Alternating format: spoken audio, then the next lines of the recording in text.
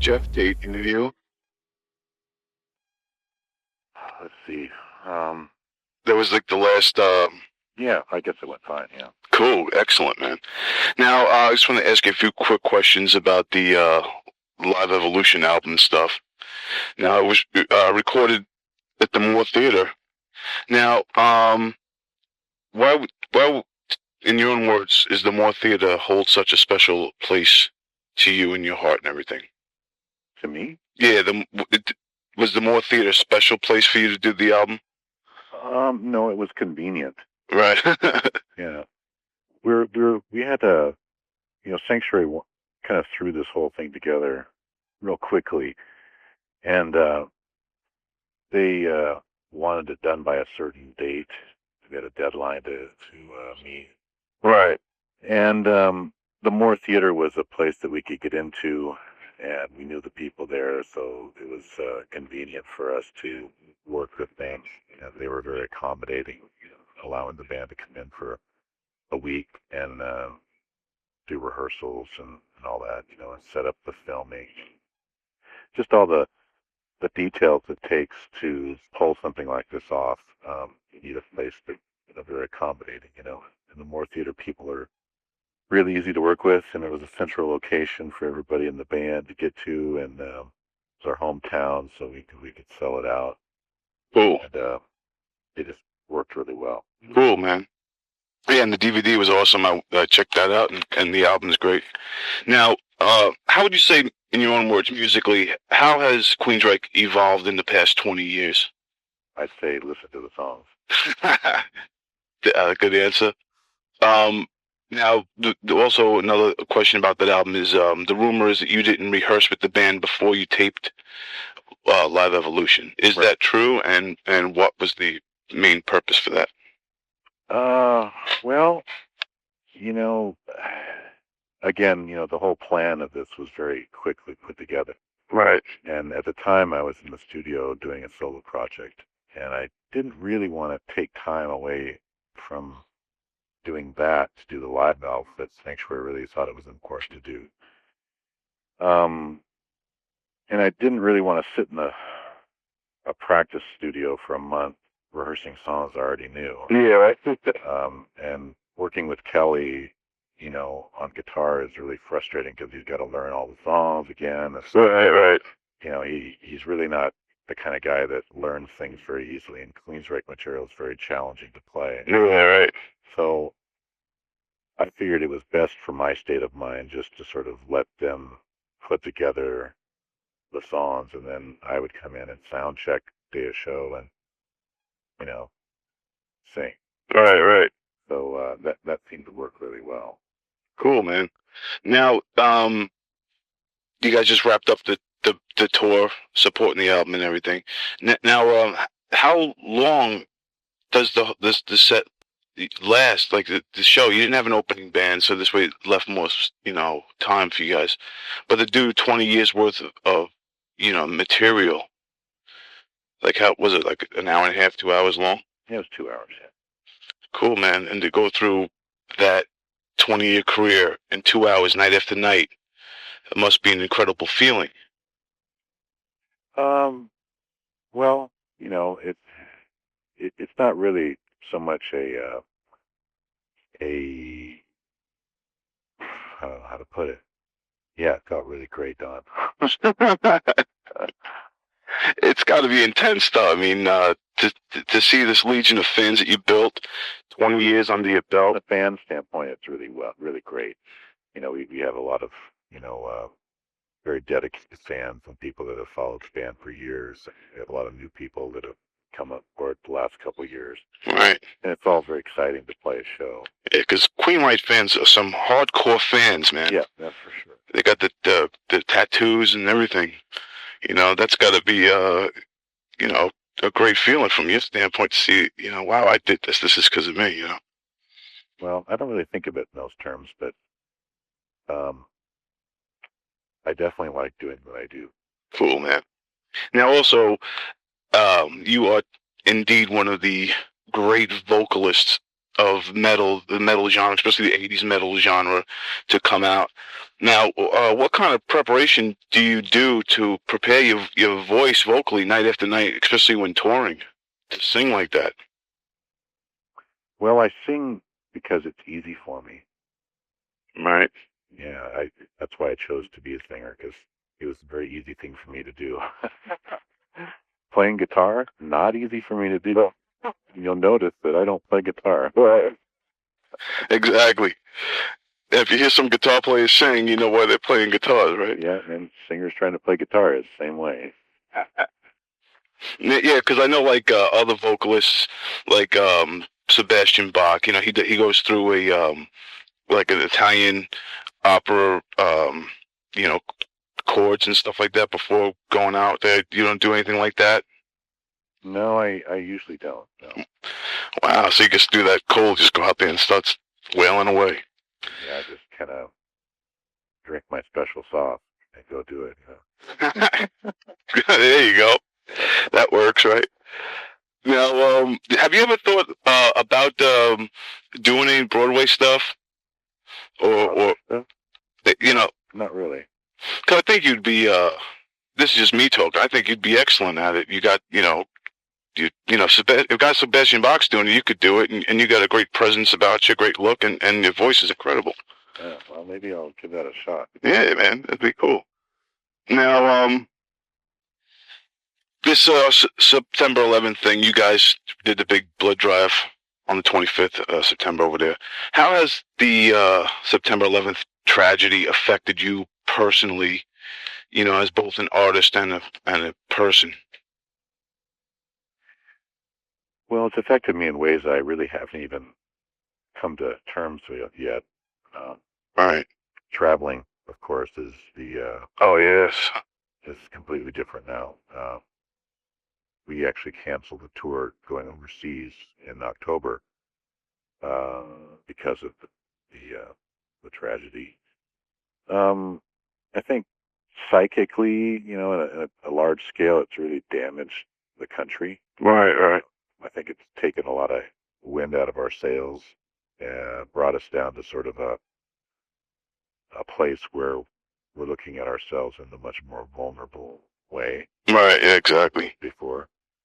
I think it's made people somewhat wary of speaking their mind. Right. Because there seems to be so much nationalism. Right, right. Which is kind of worrisome to me. I saw the same thing happen when another Republican was in the office, Reagan and Bush. Right, right. There's a lot of this sort of really conservative nationalism going on within the country, and it's really sickening to me. And I'm a real cynical person when it comes to government in the first place. Right. So when I see George Bush coming in the office and I see the economy going in the dumper, and I see all of a sudden we have a war going on. Right. It's a classic example of you know, an administration trying to cover its ass. Right, right, exactly. Diversion. By no means am I trying to say that, you know, the tragedy in New York is anything less than an utter and complete catastrophe. Right, right. My heart goes out to people that were affected by it, you know, in a personal way. Right. Losing family, friends, that kind of thing. Right, right. But I don't put it past the government to orchestrate something like that and to blame people and to create a diversion from what's really happening, and that it's bad management of our economy. Right, right. Yeah, like a kind of a diversion type of thing. Yeah, and it's a very common thing with politicians. Right. It's also very ironic that George Bush Sr. was in office, and we had the same kind of thing happen with the economy going in the dumper, and all of a sudden we had the Gulf War. Right, yeah, exactly. You know, to stimulate the economy. History repeating itself. Yeah. And, just... I think that's a bit of irony that a lot of people probably aren't aware of right now or can't see because they're so caught up in the nationalism that's sort of gripping the country right now. Right, right. Yeah, exactly. Has this type of thought process influenced any music or lyrics on your part? Well, it hasn't as of yet, but I'm sure it will. You could probably have a whole other, like concept album out of this. Now, what was I going to say? Yeah, the Geoff Tate band. Now you're also going on doing a side project. How would you say this is the music from this Geoff Tate band, your own thing? It differs from Queensryche. Well, it's completely different. It's different people. Right. The only similar ingredient is me, and it's a completely different animal altogether. Queensryche has got a very, well, how can I put it? It's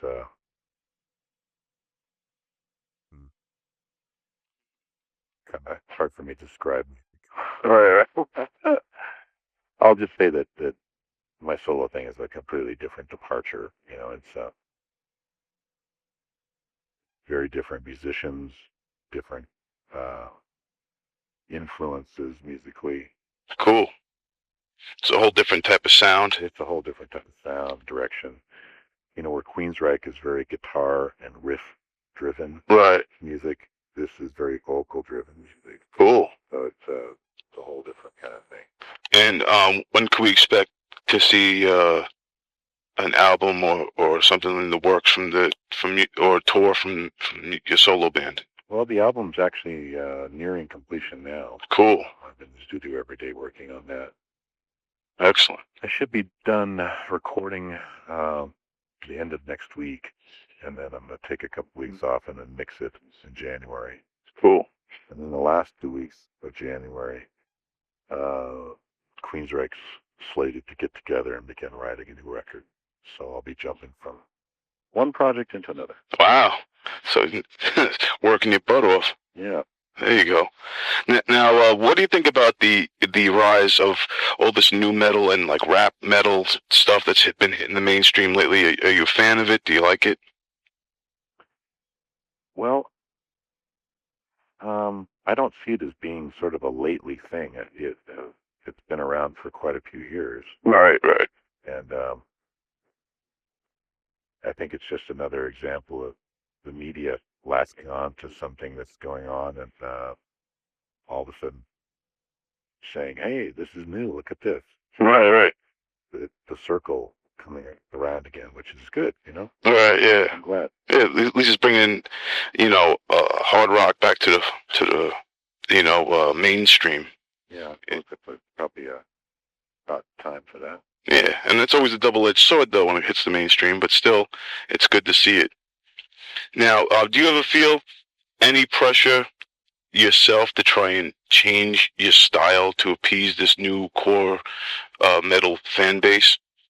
Or you just sticking to your guns and doing it your way? Well, I think, what I've tried to do throughout my career is constantly change and evolve. Right. And at some points, I've been very, very pleased with the outcome. And I think that's what you do as an artist. You try to, you're interested in different kinds of music, and you keep trying to change what it is you do and experiment with what you do. That's kind of the way I've always done things. Cool. How do you like now being in the shoes of being a 20-year veteran and being the influence and looked at as a pioneer from all these newer bands and that you've broken so much ground for metal music. How does it feel to be in this position you're in now? Well, it feels very frustrating. Why is that? Well, because a lot of musicians don't like to talk about their influences. Right. They're either really deluded in the fact that they think that they've invented what they're doing, or they just really don't want to give credit to the people that have sort of shaped it and influenced them.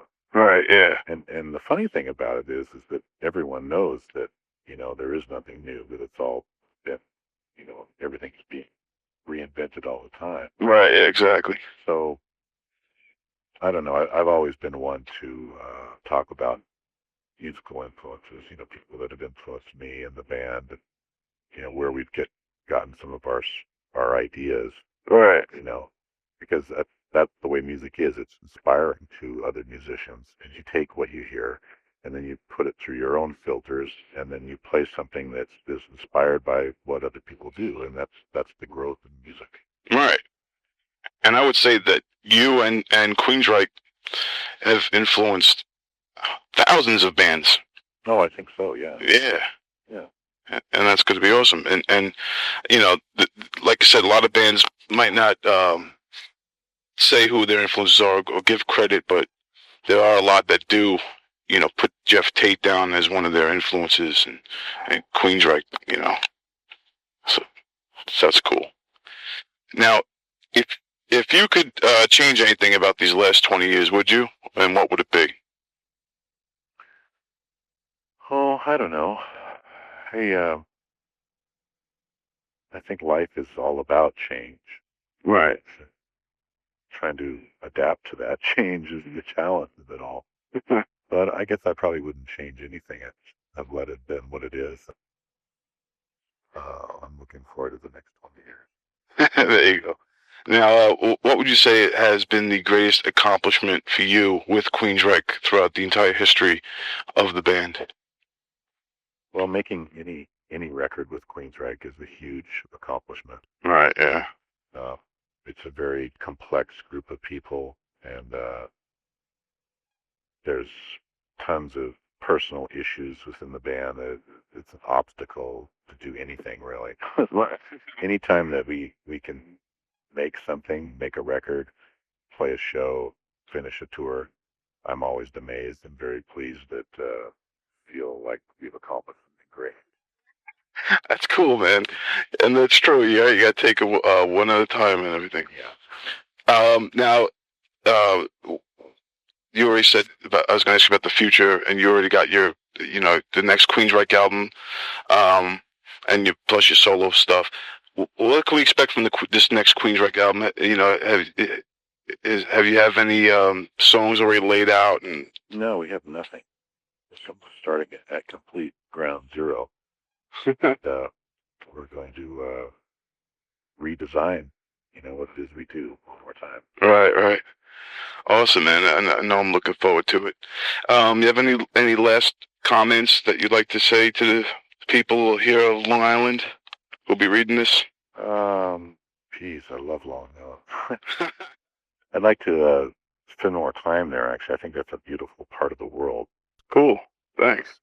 I'd like to spend some time out in Long Island Sound. I love the sailing around there is really good. Yeah, it's awesome. Yeah. I'd just say thanks for listening, to the band this time, and listen up for our new record. Cool, man.